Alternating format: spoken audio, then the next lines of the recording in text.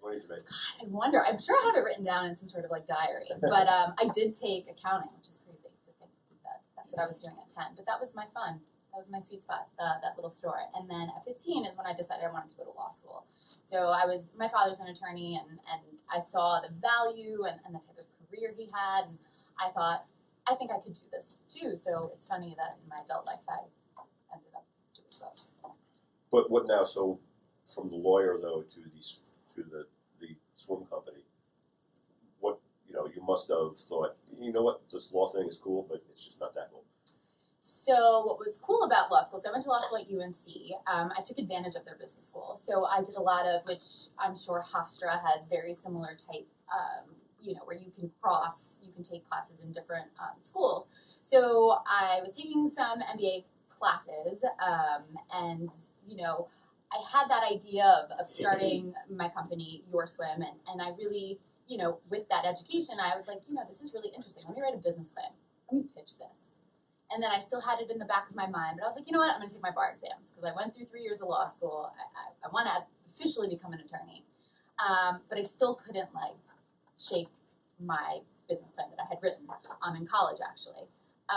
So I set a goal, and I decided that, once I graduated law school, I'd test the market and see if my idea that I thought was so brilliant would actually create some sales. And it did, enough that I decided that I would not pursue my law career, and I would go ahead and pursue becoming an entrepreneur, which 5 years later has worked out. Yeah. And we'll probably talk about it a little bit later, but she's now actually looking at turning this company into a franchise model, which is really kind of interesting and exciting.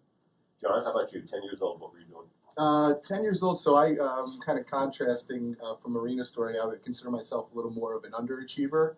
At 10 years old, I think I wanted to become a professional basketball player, even though I wasn't really any good at basketball. Were you tall enough? I wasn't really that tall. I couldn't really jump very high, but that's kind of what I was thinking at the time. Then by 15, I think that I knew that I wanted to do something where I would be my own boss. I was fortunate enough to have relatives in my family who were entrepreneurs, who were their own bosses, who had established successful careers, and kind of just saw that it was possible. And I didn't know exactly what I wanted to do, but I knew I wanted to do something for myself. At some point, that kind of led me to choosing to go into business school. And even in business school, I really didn't have a clear definition of what I wanted to do, even at that point. And it really just took time after business school where I started getting into a career in sales, and then kind of diving into digital marketing to really find my calling and what I wanted to do. So I think my story took a little longer to develop, but And you started off with working for big companies. Yeah. So right out of school, I worked for Metropolitan Life. I worked for Chase. I worked for Wachovia. So that kind of gave me good real world experience of what it's like to work for a big company, the good and the bad and the ugly. And I think that part of that experience gave me a really good kind of like foundation for entrepreneurship, because you really need to develop your own book of business. You need to go out there and make stuff happen. But then at the same time, that experience also, helped inform me that I really did want to revisit the 15-year-old version of myself, and I wanted to do something that was going to be my own, which kind of led me to the opportunity with Kantian that I eventually jumped on. Okay. Kelly? So I did not have a clear idea of what I wanted to do, but I did have many interests as a child, so I really liked animals, so I thought maybe I'd be a veterinarian one day. Then I realized I really don't like blood, so I don't think that's going to work out for me. But all the time, since I was a very young child, I've been very creative and always pursued those things. The arts. I was in a lot of musicals in school. I was into photography, into art. I ended up going to college for jewelry making and sculpture work. So I guess I kind of thought at that time in college that I was going to pursue that, and didn't. After I graduated, I worked for an interior designer. An architectural designer And I think that through that whole process, I realized that I'm just more of a drifter. So I kind of just go wherever I'm taken. And it was really my sister's idea to start our business, and knowing that it was something creative and something that I could do while working for myself was, working together with my sister was really appealing to me, and doing something artistic. So You're not drifting anymore, right? I'm not You stuck with drifting. it, right? I've got a path. Although she's a great photographer too, so she's available for special events and like. So you get to a point in life, and then you make a commitment. And you say, I'm gonna do this. Once you all made that commitment, and John, I'll start with you. That what were the two most important things you did to get the business established? And then we'll have a follow-up question to that. Sure. So our business really got established. We were fortunate enough to meet a world-renowned chemist who had a brilliant idea to incorporate this skincare technology that he had established in some other marketplaces. And we were fortunate enough to meet him, and then establishing the business was really a matter of taking that idea to a contract manufacturer, partnering with that contract manufacturer to develop a final product, because we sell physical product. So that really, formed kind of like a foundation for the business. And then the other aspect that formed a good foundation was patenting the product line we have, because that's really important, because you want to make sure that a competitor can't do the same thing as you and knock you off, so it forms some protection for the business. So I'd say that those, just from the beginning, those were like the two kind of foundational things that we did to really establish the business. And was anybody sort of advising you at that point, or you were kind of figuring it out as you? The chemical consultant was pretty much advising as far as the development of the product and the development of the patent strategy. We also brought on a patent attorney and gave him a piece of the business to pretty much do all the patent work for us. And then with regard to business strategy, we sought out the help of advisors who were able to who were successful doing similar ventures in the past. I think that was really pivotal for us, just finding the right mentors and the right advisors who were able to kind of guide us through the onset. Marina, how about you? I think the two foundational things I know I did was validating the idea. So I think it's great to have a concept, product, service, whatever your entrepreneurial idea is, but then validating it. So for me, it was really important to actually prove that there was sales and there was a market void before I went in and actually invested real capital and time, which is money. So I think that's really important. So if there's a way that you can validate it and make sure that the market wants your product or service, that's super valuable. And then I think the next important thing that I did would be obviously all the legal. So creating your entity, patenting. If there is a patent for us, obviously there wasn't so much proprietary that we could patent. So we trademark, copyright, anything that you could do to protect it once you start moving forward into the market and actually delivering. And did you do it because you were a lawyer? Did you do a lot of that yourself? Or? So it's funny. So I did do what I felt comfortable doing myself, but even as an attorney, there are people who do this full time, and I use. So even doctors need to go to doctors. Yes, even doctors need to. Lawyers need to go to lawyers. Gotcha. Yeah. Kelly? So for us, our business is unique in that we make customizable intimate apparel, lingerie, and loungewear.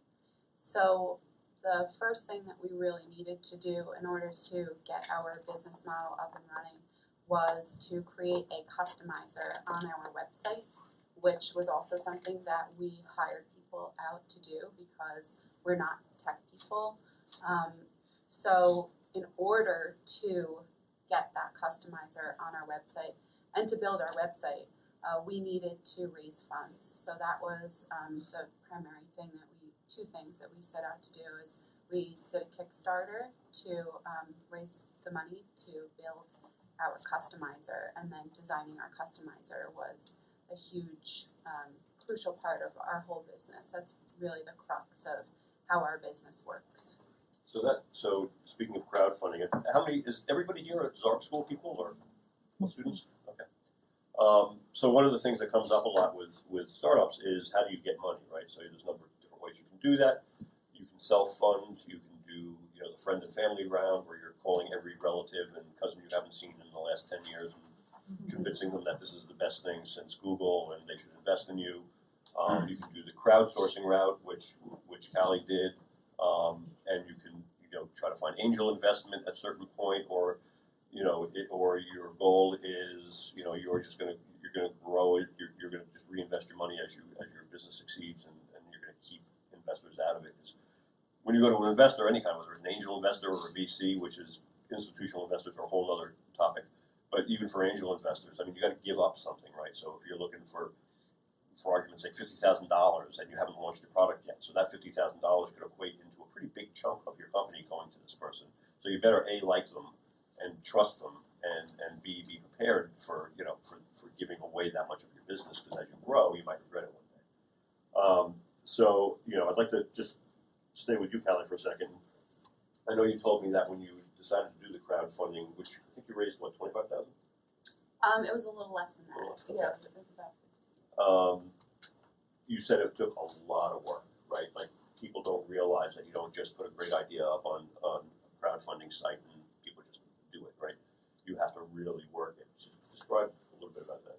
Yeah, so we were a little bit under the impression that using Kickstarter, we'd have this great platform and there's people on the site all the time and great people will find us, and that wasn't the case at all. I think that there could have been a couple contributors that just happened to stumble on us from being on the website, and we even had a contact at Kickstarter, and we got them to put us on their front page for a weekend or something during our 3-week or 4-week campaign.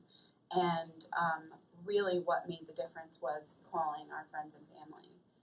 So I'd say that the majority of our Kickstarting funds were raised through friends and family, and calling and texting and emailing and Facebooking and over again reminding people, like, hey, make sure that you do this, and was very unnatural to us. That whole process was like, we're not those kind of people.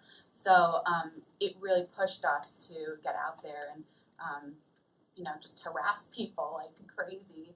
And we did also have a small network of followers from doing business prior to our launch of our customizer on Etsy. So we had a pretty decent sized following from Etsy and on Instagram, and so I would say maybe 25 to 30% of what we actually raised was through that, and then the rest of it was really friends and family and speaking directly to people. Just out of curiosity, out of the audience, how many people, more often than not, purchase online versus walking into a store? Online? Okay. Actually, I thought it would be more. Because that's, there's another dynamic here, which is, you have a physical product, but your entire business is purely online, and each one of these companies kind of represents a different piece of that. And then moving forward, how they grow, John, for example, you had to create a manufacturing process, but yet the really unique thing about John is that 100% of his business is done through Amazon. So he is like the guru. He's the launchpad god of Amazon selling, right? And which is a world unto itself. It's a strange place, but you figured it out. But you had to. So that's the online side. But you had to actually create a manufacturing process. How did you fund that? How did you get the funding to do that? All just personal finance? Yeah, so we pretty much bootstrapped the entire thing, and when you're the biggest expense for us was the product development, patent development, because we wanted to make sure we had a product that was really unique. It was really sellable in the marketplace that's going to have a unique selling proposition. When you're coming up with your first purchase order and you have to create some inventory, our manufacturer was flexible to work with us at the beginning and create some smaller runs for us. But then Amazon is really a powerful thing today. I think the single greatest place for physical product brands to start. And the reason for that is because Amazon Prime. So basically our business model, what we do is we manufacture the products in partnership with our contract manufacturer.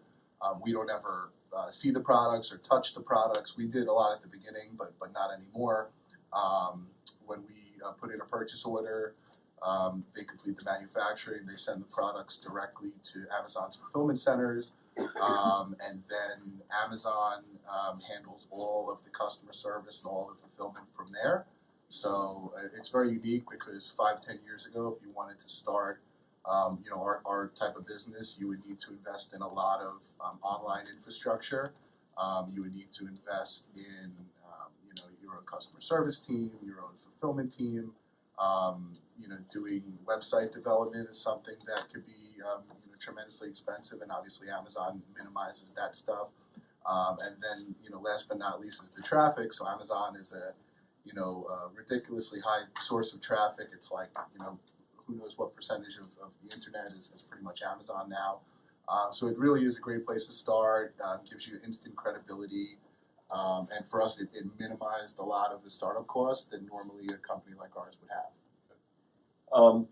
The other thing that the three of you are not is at your heart, you're not technology people, right? You're not software developers or.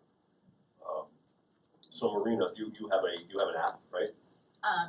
And so you have obviously an online presence. You got a website. When you were getting into this, how were you figuring out how to get that stuff done? Not being a technology person.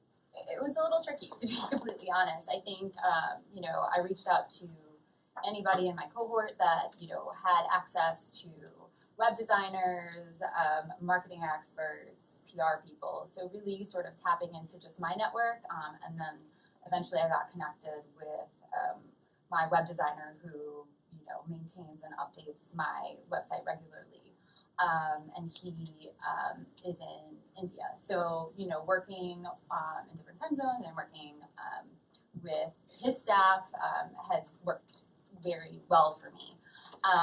In terms of the software to actually deliver the service that we provide for our clients, we actually use a third-party software. So there's stuff that you can go out and find without making the very expensive sort of initial investments that'll get you pretty far. We're kind of at that point once we start franchising that we will have to make that next leap and make that big investment into our own sort of online infrastructure on how to actually, schedule lessons, deliver the lessons, mark lessons completed, clients purchase lessons. Right now, it's all being done through a third-party software, which is. Do you think that that was going to be my follow-up question? Do you think that when you go franchise, that you are you going to look for investment, or are you going to still continue to just grow the business organically?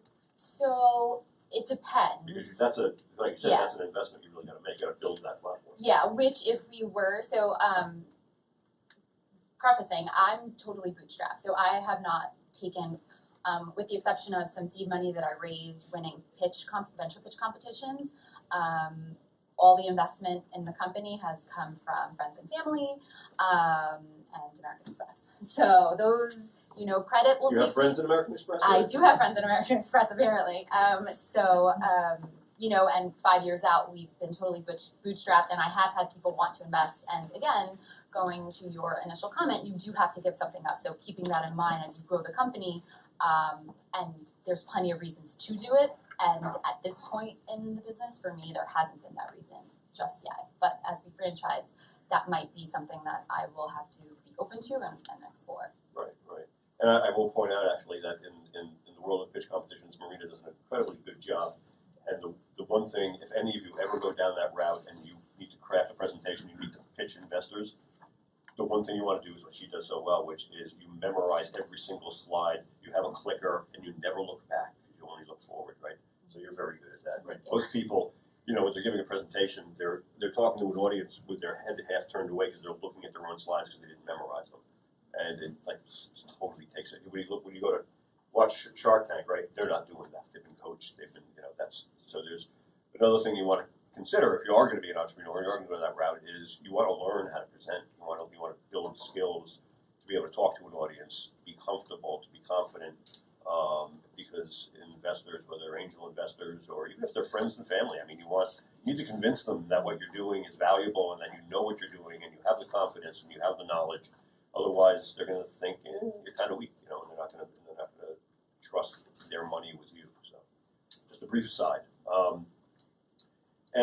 So for Callie, you've got this cool tool that people use when you go to buy a garment, whether it's socks or it's a t-shirt or whatever, right? If you're doing it online, you got to kind of know what the sizes are, and if you're going for a custom product like this, which is not cheap, you really want to make sure the fit is right because it's a one-off. So how did you get that bit of technology? So just to create our bra size calculator, which is what we call it, we have a brother who is actually went to school for technology computer science, and he so graciously helped us with the rules that we set forth to him to create a little form where you can enter in measurements, and then it's 5 different measurements, and then it'll spit out a size. So that was really helpful for us, but also our customizer itself was way beyond our skills and way beyond our brother's skills. So we actually hired a third party as well for that to build out our whole customizer exactly how we wanted it. Is that what the crowdfunding? That was really, that's where our funds went for that. And they're based in Austria, so we kind of had to settle those little issues dealing with time differences, language barriers, etc. But in the end, we have access to the back end of that, and we have taught ourselves how to use that technology as well. So we are not only making our own website, which we weren't familiar with when we started this business. We weren't, familiar with coding web pages, etc. And we definitely were not familiar with editing our customizer at all. So we've come a long way as far as all the skills that we've had to acquire in order to not have to, outsource any little problem that we run into. How are we doing on time? Good? Okay. So you've gone through, you've all evolved to a point now where you are to some degree or another self-sustaining, and you need to move forward.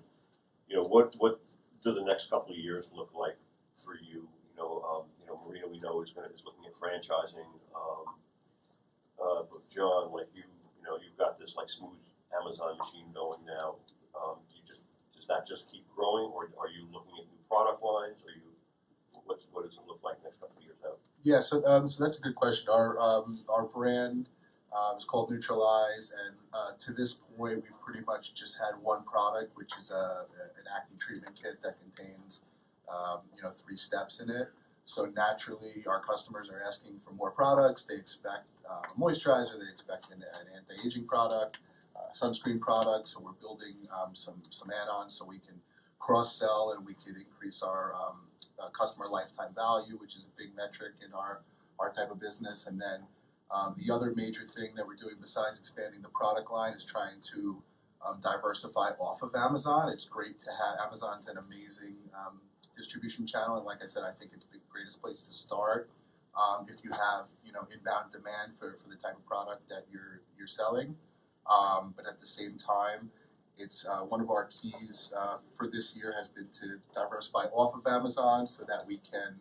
There's a couple reasons for that. One is because as great as Amazon is, it can take you to a certain point, and then diversifying off of Amazon to our own e-commerce website, which is our focus, will allow us to kind of capture the rest of the online marketplace.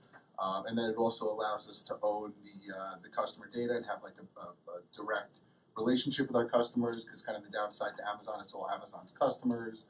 So we want to make sure that we have a customer list of people who buy from us. So diversifying into more channels, but really just our plan is to stick just to online direct to consumer distribution channels for the.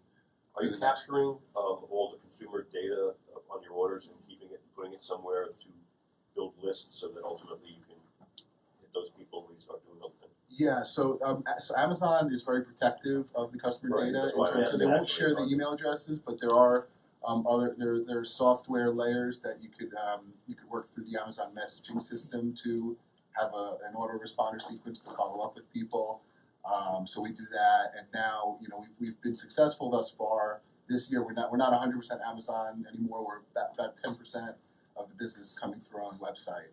So obviously, and we're driving that through Facebook and a lot of different social channels. So now that customer data we own all of it. So we're able to really dive into email marketing and you can retarget and all those wonderful things that we weren't able to do on Amazon. Gotcha. Okay. And we know we've got two models here. We've got Marina is looking at a franchise model as one expansion route. You're looking at just a broader product line. Callie, we've talked about a white label model where your product is sold to another company and is rebranded, with their logo on it or identified somehow, and that's a big deal these days. Actually, there's a lot of products out there that are not actually manufactured by the people you think they are. They're coming from another source. Tell me a little bit about what you're doing in that area and how you think that's going to play out. Right. Well, one of the most important things for us when we started our business was offering this customizable aspect. So we're actually in this whole growing industry of people that are called mass customization and personalization. So there's tons of businesses out there. There's t-shirt companies, there's mug companies, and then there's also like more high-end companies such as us that are making things for the customer. So we don't produce anything unless we have an order for it. So what we want to be able to do is to bring that into other industries rather than just selling directly to consumers. But we still want to be able to make that work for our business and sell at the price point and that we are selling at directly to our customers. So we don't really want to go the wholesale route necessarily. So that would be what most lingerie companies would do in our industry, and they sell, to small boutiques or big department stores at 50%, and then that gets marked up and sold at full price. So we want to continue selling at our full price. So the best way to do it is to find bigger companies that need large quantity of lingerie. So this could be dance teams, it could be restaurants. There's a whole slew of different companies that we are tapping into now to try and grow in that same way, where we are able to offer what we do best, our personalization and customization, but on a much bigger scale while not selling at wholesale prices. Marina, what do you see, like, realistically? How does this franchise model look for you, and how big do you think it can get? Well, I hope I have very big, ambitious dreams. She's the ambitious one, right? But we've proven the model here. Our model in New York is about 14 weeks, with clients being interested in even doing the type of service with the weather and kids being out of school. But we're very confident that it'll be a longer business model for franchisees in Florida, Southern California, Texas. So for them, it will be, it'll extend their business model pretty much to a year-round business model. So because I've proven it here, I'm hoping that I will have success when I start hopefully getting some franchisees in areas of the country that this business model will be more profitable. And how do you realistically, how do you think you're going to manage a program like this? Because you are a person, and you already, I don't see you very much, so, and she still teaches swim. I still teach, which, is one of these things, and we were just talking about this as entrepreneurs, like when do you stop working in the business to this on the business, and it really is a personal choice. And for most of us, we start a business because we're passionate about something. So part of why I started is because I love teaching kids, I like the clients, I like being in people's homes, and delivering this type of service. But it starts to become not the best use of time and the best use of your company's time. So yes, trying to manage that will be a learning curve. But with anything, you fake it till you make it type of a motto. That is my motto. Can I teach that in class? Fake it till you make it. You do. That is the best advice that someone has ever given me. You fake it till you make it. And it will. I'm sure I'll figure out a way to manage. Those franchisees, but there will be obviously a learning curve with that. Gotcha. And so what are you folks doing in terms of really keeping in touch with your customers and what they want from you, what they expect from you? John has identified through client interactions that there's a demand for more products, and he's going to try to fulfill that. Callie, how are you? What mechanism do you use to keep in touch with customers so you know what you're doing right, what you're doing wrong, how you can enhance? Definitely social media. We try and keep an open dialogue with people who follow us, our customers, and we also have a great email list that we're constantly sending out little updates when we release a new fabric. We're always reaching out to our customers in that way, and at the same time asking for feedback as well. So a couple times a year we send surveys out, and definitely a small percent of the people that are actually on our email list do respond, but we think that the important people do. So that helps us get feedback from our customers. And a lot of it is little things. Increase your size range. We'd really love to see natural fabrics, things like that, which we are actively working on and doing as requests like that come in. And we definitely have to weigh what is worth it for our business. We have requests for, can you accommodate a size range that we don't have yet? And if it's only one request, we can't really. But if we do start hearing a lot of the same things in different places, then we definitely make a plan to schedule that into what's on our agenda. Okay, so I've got two questions left. We should be right on time. The first, is the obligatory one that I have to ask every panel that I ever do, which is, advice to the audience in terms of, what's your advice for someone looking to become an entrepreneur and get into their own business. And, one of the things that I'd like to point out about that is that there were a lot of people like myself who started out in the total opposite realm. I worked for many years in Fortune 500 companies, big companies like Time Warner and Avon Cosmetics, and other big publishing companies before, actually because of economic downturns, and I was doing a startup with a very large financial company when the markets crashed and I lost my job, lost the business, everything. That forced me into thinking like an entrepreneur, and I dove into it as a consultant first, like just, all right, I know stuff. People pay me to help them, and I did that for a while until I then found my business partner for my company and did a series of things after that. And today, here I am, still being an entrepreneur. So you don't have to necessarily, start from day one as being that small business person or that entrepreneur, but you kind of find your path as you go through it. And then you wind up wherever you wind up. And then just always remember the one thing is that, nothing is for sure, and you just kind of pivot in your career whenever you think you need to, and stay smart, and you'll be okay. But so from you three, what's the advice that you would give anyone here in terms of thinking about actually really being an entrepreneur? Marina? I think don't wait till you're never going to have your systems perfect from the get-go. And I think a lot of us as entrepreneurs, we see the big picture, and it could be very consuming, but taking those small incremental steps and those small achievements are working to that ultimate goal. And you set milestones, you set timelines, and not to be discouraged if you're not meeting certain your certain milestones. just, you know, take those small incremental steps, and it will get you to where you want to go, and staying focused. Did you ever hit the point early on where you just thought, no, I shouldn't do this? No, I didn't. I set very reasonable goals.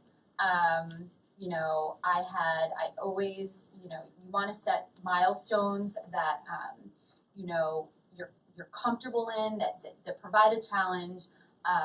But I think, you know, obviously I've made mistakes along the way, but you know, you just keep pushing forward, and that's really how this all gets done. Okay. That's fair. You know, the one thing, another motto you will hear from entrepreneurs and from, you know, if you ever go to speaker panels with investors, especially venture capital guys, is they love to say, you know, their saying is go large or go home. Like, you know, either you're 1,000% in and you're going as big as you can, as fast as you can, or forget it. Well, that's actually not really totally true. In fact, you know, I'm like living witness to how that can really hurt bad. And I went large and still went home. And you know, I had this amazing business. I was dealing with celebrities. I was traveling the world. It was incredible. And the thing crashed and burned like that. Boom, done. Right. And I went large. You know, huge investment there. The three people here represent, you know, I think a much more sustainable model, which is, you know, identifying what it is you can do, doing it, getting that done, and then what's the next goal, and doing it, and growing organically as best you can I think is a much more sustainable model than what I did. so yeah, I can talk more about that, but I won't. John, what about you? Yeah, I think similar advice. I think very rarely is, you know, getting into entrepreneurship. It's not just like you decide tomorrow, hey, I'm going to be an entrepreneur, and then all of a sudden you're a full-time entrepreneur. Most of the time it starts out as a project. So even our business, Kantian, we started as a project. I had other work that I was doing, and I was only starting the project with maybe 20% of my time, and that kind of evolved into eventually a real business. And I'd say that you know, another piece of advice is just do it. You know, it's a kind of, you know, like Nike, just do it kind of thing. I mean, a lot of times we get bogged down with perfection and trying to put out this grand vision, and everything needs to be perfect. When you launch, it doesn't need to be perfect. You can kind of build the plane in the air, so to speak. And I'd say those are my major two pieces of advice. But a third one, I think what Marina said before was really important, that you need to, as early as possible, test your idea. So I think like a major trap for entrepreneurs is you have this vision for an idea or a product, and it's perfect in your head, obviously, because you came up with it, but you really need to develop your product or service in partnership with your potential customers. So I think, you know, one of the best things you could do if you have an idea is go out and, you know, survey a small focus group of customers. You don't need to get them in a room and have a focus group type of thing. You could just kind of reach out to them one by one. Hey, what do you think about this? What do you think about that? It could just be a series of cups of coffee that you go, you know, with your potential clients to try to validate your idea. And I think that if your idea ends up being a little off or not the right thing, that's the best possible thing that could happen to you, to find out early. Because, you know, then you're not going to waste the next like 5 years of your life doing something that only makes sense in your head but doesn't make sense to anybody else. So you really just want to kind of just like reach out to people and you know, treat your idea like your baby, but be willing to kind of adapt based on what the marketplace is. If you drop the baby, it's okay. It's okay. Yeah, the baby's going to be okay. You know, the baby's going to grow up. You're going to nurture the baby, but it may be very different from what your original vision was. Now, Callie, you're still doing photography too, right? So she has all the images. If you go to impishly.com, beautiful photography. That's all her. Great sets. So you still have that going, but so you know, Right. Your day never ends. Yeah, me and Noelle both are kind of in the category of like serial entrepreneurs, I would say. Impishly is definitely our main focus for sure, but since it's still a small company and we're still really growing it, we do have other things going on, and you know, it's kind of like planting little seeds. And I think that with any business that you're thinking about, you have to plant that seed in order to find out what it's going to be. Make sure it's a good idea. You know, talk to as many people as you can about it. Tell them everything. Get a lot of feedback. But if you don't start doing the groundwork at some point, you're never going to know. So you're really never going to be able to get into the position where you say, you know what, this is great, but we need to change this little thing. You're never going to start making those improvements, and you're never going to start growing. So once again, I was going to say the same thing. Just do it. Get out there. Go for it. Start doing the groundwork. And, you know, it's like a project. It's a little thing, you know, like one little task at a time.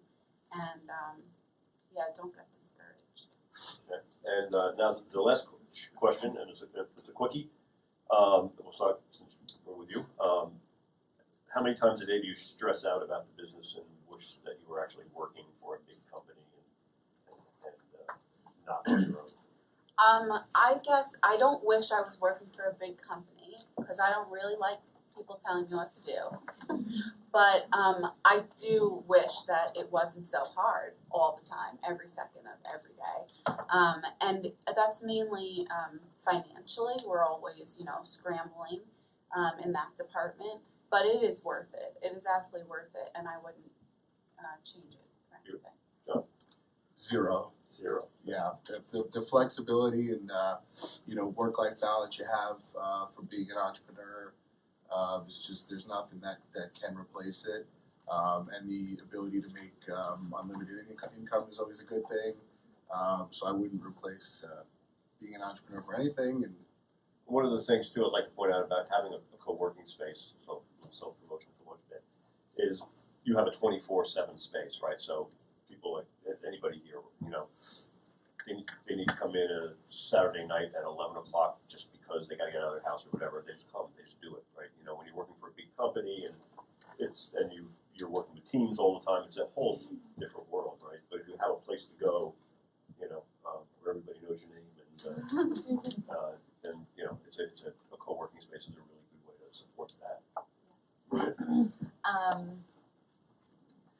In the moments of our peak season, because we are seasonal, it gets very stressful at certain points. Yes, I will say that there are quite many moments that I wish I was in court or at a big firm in the city. But with that being said, after I start to unwind and set goals for the following year and the following seasons and review my sales and you know, Glasses of wine. a few bottles of wine, which I definitely recommend if you're of drinking age. No, I love the flexibility of it. I'm glad I've chosen this path, even after making the financial investment and, you know, the time investment in law school.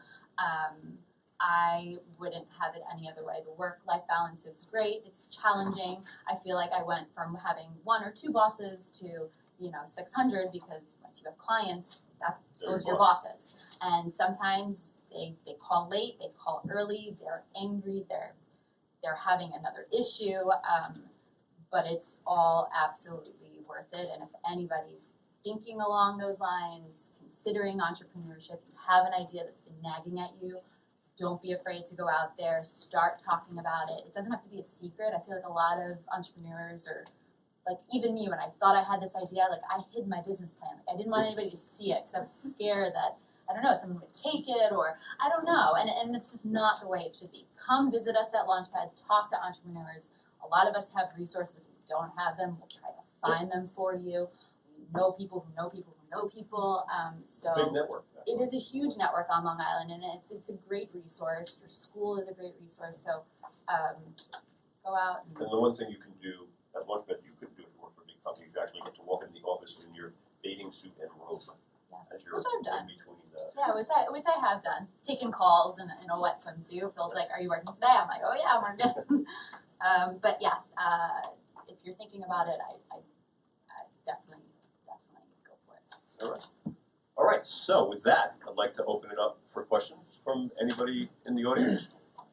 Hi, my name is Adele. I'm actually a graduate from Zopsu. Hi. And do I need Yeah, I think this? now, Can everyone hear me? Yeah, I'm loud enough, right? Yeah, we got you. Okay. So I love all the stories you guys share, and I have a few questions for Marina. So I know you have like this idea of swim team.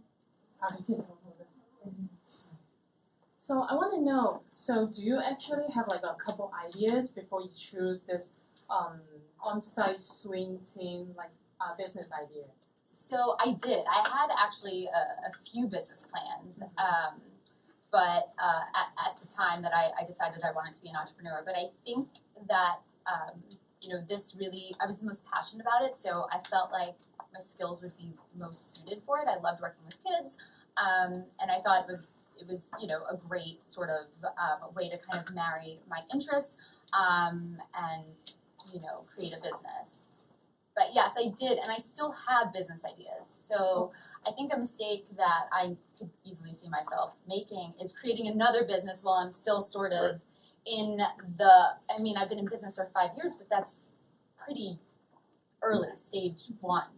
Entrepreneurs tend to have a hard time focusing sometimes. Yes. But what I do is like my sort of strategy to kind of keep myself focused is I write it down in a book. I have different ideas that relate to my business, ideas that are totally unrelated to my business, and I put the book away.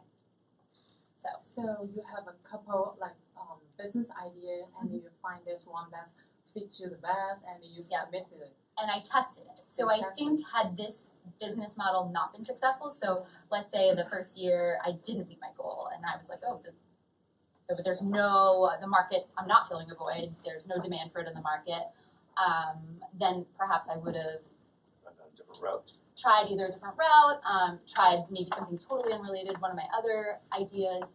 But I think it is important choosing something that you yourself are passionate in. It seemed to work for me. One thing we are going to do, by the way, because I want to try to get as many questions as I can, is afterwards, anybody who wants to come up and talk to people. So if you have some work, if you just hold them and come on up and ask them, so I can just make sure I get the audience before we lose people. Does that make sense? Back. How do you test it? Like, how did you figure test the idea?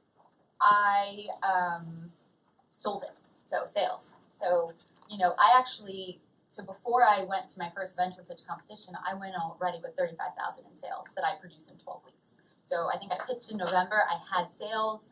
I felt like it was, people hear the idea and they're like, what's new, what's exciting, especially you compete with a lot of tech companies, things that are really exciting.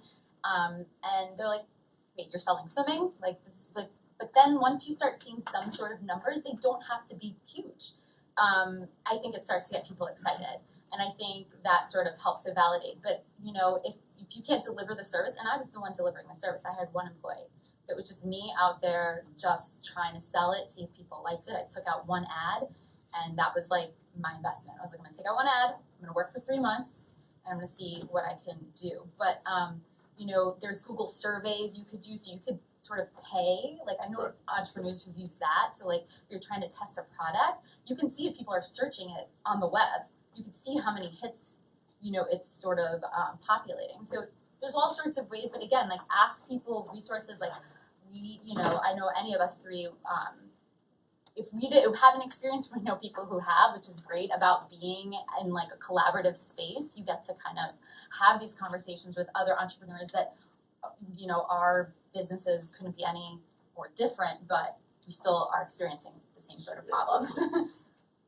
Yes. My question's for Cal. Like, working with your sister, what complications have you come in between? Has it affected your business anyway? How do you overcome it? Well, we're actually really lucky because we get along with each other really well. And I know that in other family businesses, that's a big stressor, is dealing with different personalities.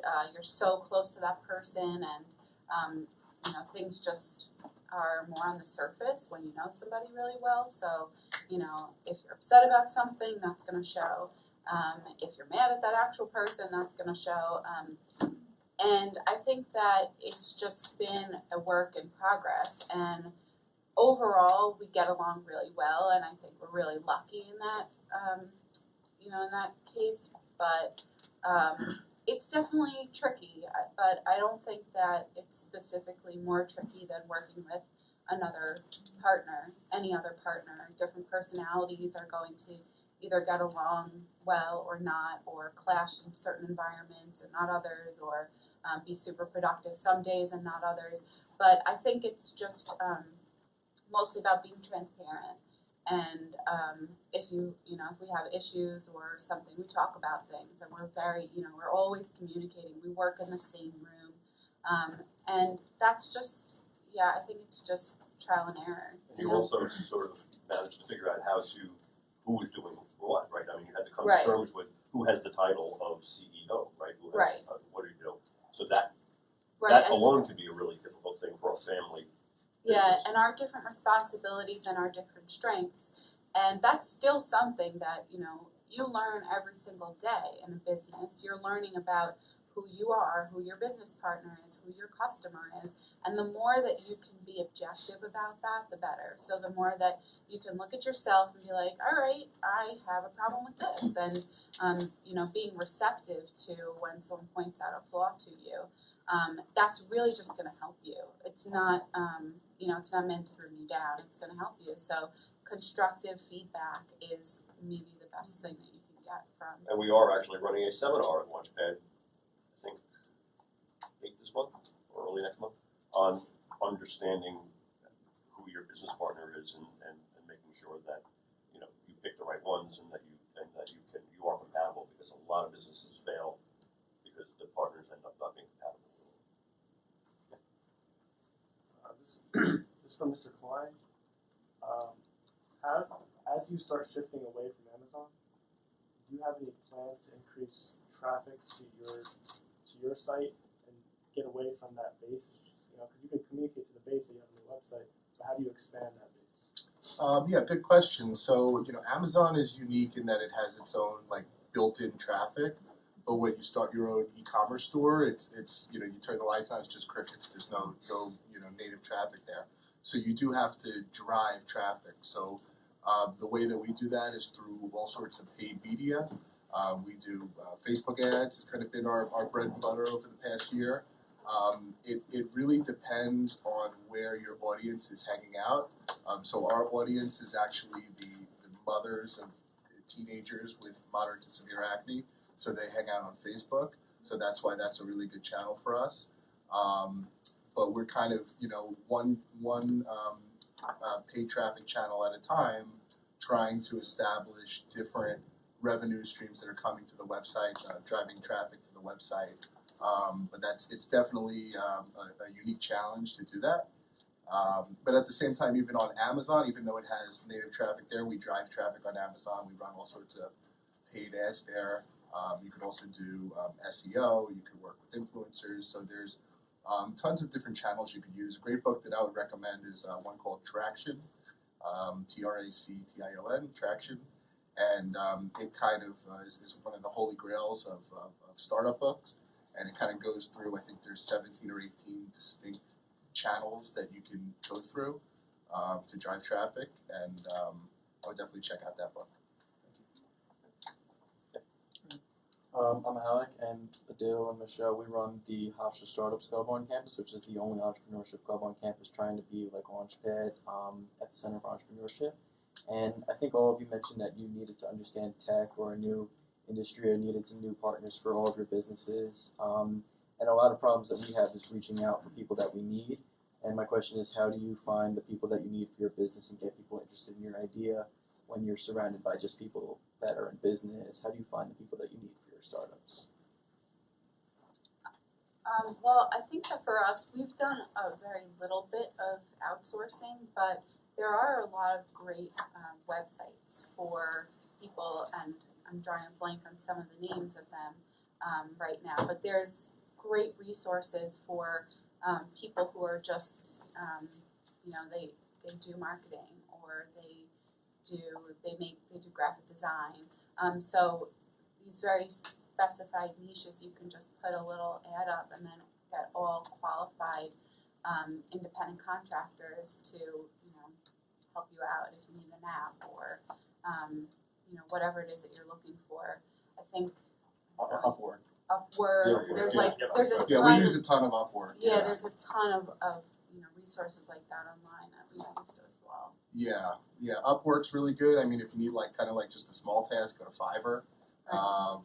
But yeah, Upwork for us has been really good to find specialists for whatever you need, whether it's graphic designers or programmers or marketing experts in different areas. And the good thing about it is it's global, so you could find, it really opens up the pool There's of like people ratings that can help you. Yeah, and it's Freelancer.com is also another one that I've used. Guru.com. Yeah, so if you're looking for something really specific, and you need a quick turnaround, it's very transparent. You can see ratings and pricing.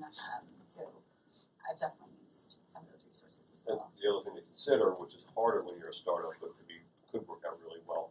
Some of the companies in Launchpad do this is to work with interns, right, from places like Zara. So you know, we actually had you actually used people out of the marketing department, right? Didn't you do that whole? We were sort of. We Yeah. we were in a class Right. with them. We ran a small project. And if you have a project that you want to get done, you know, farming it out through internship programs, probably paid, is a great way to do it. And then you know, as you grow, you get more formalized. You know, our company eGifter, you know, we're growing so fast. We're 23 employees now. We're going to grow our staff 50% next year. We don't have time to implement internship programs. So the flip side of that is, if you're going to go that route, you know, sometimes these other services that they were mentioning are a better way to do it because they're professionals. You just contract them, you give them the spec, and they go do it. When you're bringing interns in, you really got to be prepared to work with them and make sure they produce the way you want them to. Otherwise, it's a waste of time for them and you.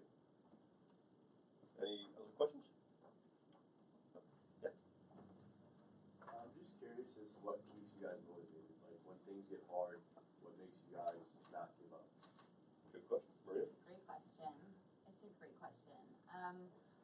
I think it's the work-life balance. I just had a baby, so part of my motivation is, you know, being able to have this flexibility, and hopefully I'm instilling some sort of skills to go out there and you know, take your piece of the pie.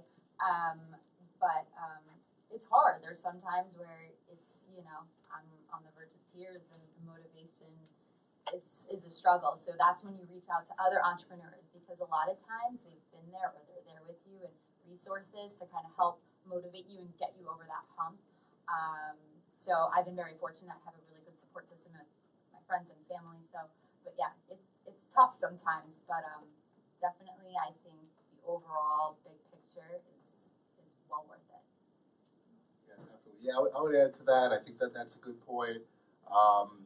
You know, if you have a product or service that you believe in, which, you know, hopefully you do, otherwise you really shouldn't continue forward. You believe that you're helping people with your product or service. So a lot of it just comes from, I'm out there doing something that's important and meaningful every day. Another big part of it is the money, being able to, you know, have no ceiling on where you can take your business. You know, I've been in some roles when I got out of school, working at the banks and stuff, where maybe you can make commissions, but maybe it's capped at a certain point. So really just the idea of, you know, seeing what this thing can become is just something that's exciting and just keeps you motivated. So, yeah, I think that those are things I would add. Yeah, I think for us, what we're doing is really working one-on-one with women and getting the feedback from them is really like, we've gotten some emails that just make us cry because women are just so grateful to be able to have something that's beautiful and it fits them and they don't, you know, have access to that in other places. So that's definitely what keeps us going. And even when we're stressing out and we're like, what are we doing? You know, we kind of have that to motivate us and assure us that we're doing something that's really needed and appreciated. All right. So I think with that is a good time to thank everybody for coming, thank our panelists, and please, if you have questions, hang out.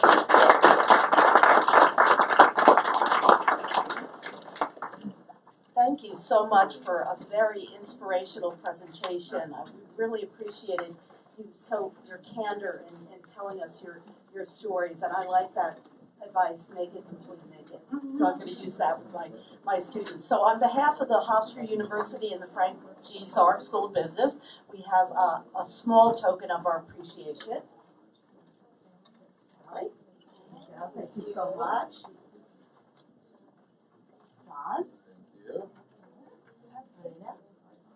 And wonderful moderating of the panel. Thank you, Phil. Thank you. My pleasure. Thanks, Another everybody. round of applause.